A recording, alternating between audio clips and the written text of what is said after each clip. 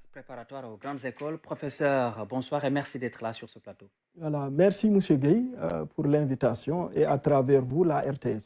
Voilà, donc vous avez suivi, c'était l'annonce du président de la République lors du concours général, donc avec le démarrage effectif de ces cours, notamment dans les classes préparatoires aux grandes écoles pour le 3 octobre prochain. Est-ce que tout est fin prêt et est-ce que toutes les conditions sont réunies déjà?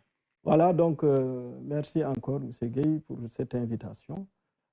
Pour me permettre d'expliquer à nos compatriotes les contours de ce projet de son Excellence M. Macky Sall, un projet ô combien important pour le pays.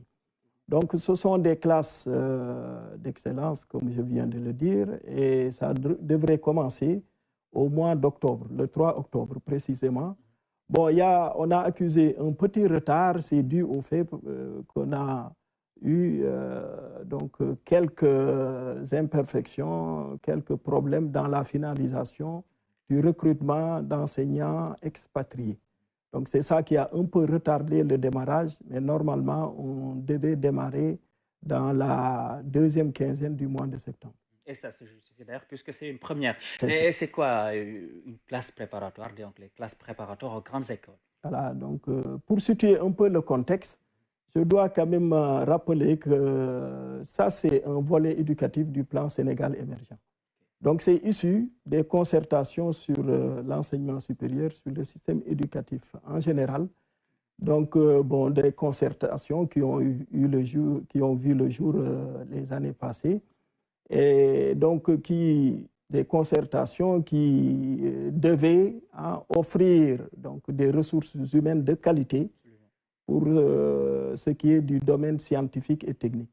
C'est pour cela, son Excellence, le Président de la République, qui a une vision, donc a proposé d'ouvrir des classes préparatoires scientifiques, donc pour doter le pays de ces ressources humaines dont on a besoin dans le domaine des sciences et des techniques.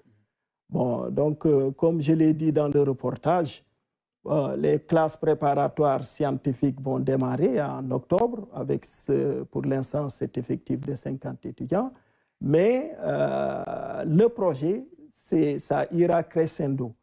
Ça veut dire qu'on va démarrer avec 2 options, mais au fil du temps, dans les 5 années à venir, ces options seront dupliquées pour pouvoir donc couvrir, faire un maillage de tout le territoire national et ensuite introduire aussi d'autres types de classes préparatoires dans le domaine des sciences économiques, commerciales et dans le domaine littéraire. Absolument. Voilà, justement, vous avez anticipé même sur cette question. Et qu'est-ce que le Sénégal, qu'est-ce que cela va changer? Donc, puisque le Sénégal donne beaucoup de bourses d'excellence à ses étudiants qui sont très excellents, vu donc le quota qui est accordé à ces étudiants qui vont à l'étranger, qu'est-ce que le Sénégal gagne dans l'ouverture de ces écoles, de ces classes préparatoires aux grandes écoles? Voilà, donc les objectifs visés sont multiples. Bon, je peux en citer quelques-uns. Bon, l'objectif majeur, c'est de fixer les jeunes bacheliers pour leur permettre de s'aguerrir pendant au moins 2 ans après le baccalauréat. Vous n'êtes pas sans savoir qu'on a quand même connu beaucoup de problèmes avec les jeunes bacheliers qui sortent du pays très jeunes, à l'âge de 16 ans, 17 ans, et qui vont en France.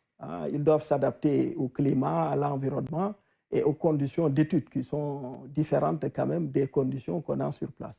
Donc ça, c'est un objectif de les fixer d'abord et de leur permettre, sur le modèle français, de préparer ces concours d'entrée aux grandes écoles d'ingénieurs.